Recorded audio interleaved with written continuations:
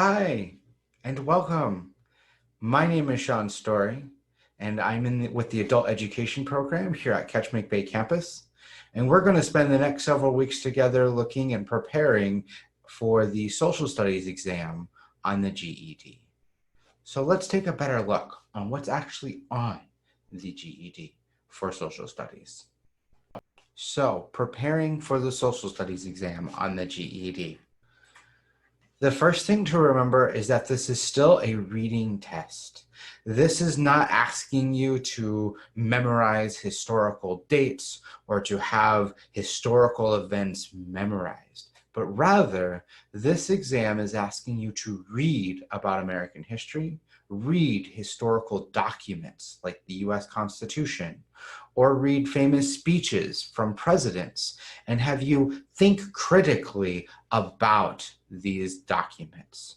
They want you to draw conclusions, make inferences, understand what the author is really telling us.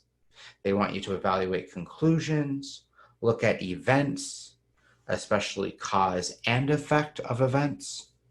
It's helping you to understand symbols, understand words and phrases, and most importantly, you will see a lot of graphs, images, pictures, political cartoons that it's going to ask you to think critically about, similar to the reasoning through language arts exam. If we look with the GED exam for social studies, it is 70 minutes long, and there is about 48 questions.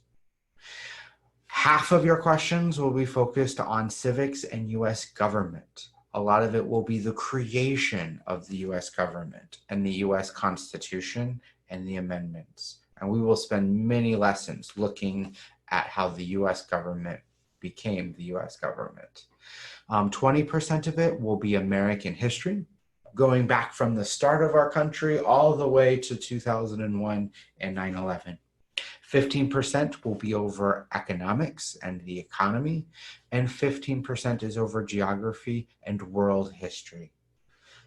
So over the next few weeks, we're going to look at various different topics. I'm going to have a set of videos first focusing on early American history of how did the US government become the US government. We're going to look at the American Revolution, and we're going to look at the creation of the Declaration of Independence. And finally, the creation of the US Constitution, which is really the frame of how our government runs. Then I'm going to have a set of videos looking at the 1800s and focusing again on the economy of the 1800s. We're going to look at Western expansion, of how those 13 colonies expanded across to make the whole United States what it is today. We're going to look at the Industrial Revolution, the creating of factories and industry, and how those factories were connected with agriculture. And then also this thing called the slave trade that was happening.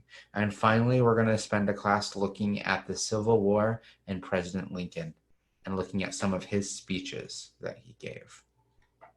After that, we will move into modern history, from the 1900s all the way to 2001 during 9/11. And we're going to look at these different topics. We're going to look at women's suffrage and what women went through to get the right to vote for women. We're going to look at the stock market crash at the beginning of the 19th century and the Great Depression that followed later in the 30s. We're going to look at the whole 20th century and look at all of the wars and the different presidents that happened, and make connections between who is the president and what war is going on during that time period. And then finally, we're going to look at segregation and the civil rights movement in the United States in the 50s, 60s, and 70s. And then finally, at the very end, we're also going to look at videos that look at specific skills you need to be successful in the social studies exam.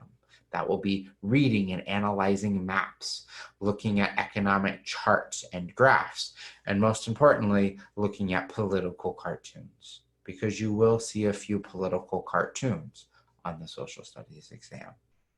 So, are you ready? Let's go on this awesome journey together.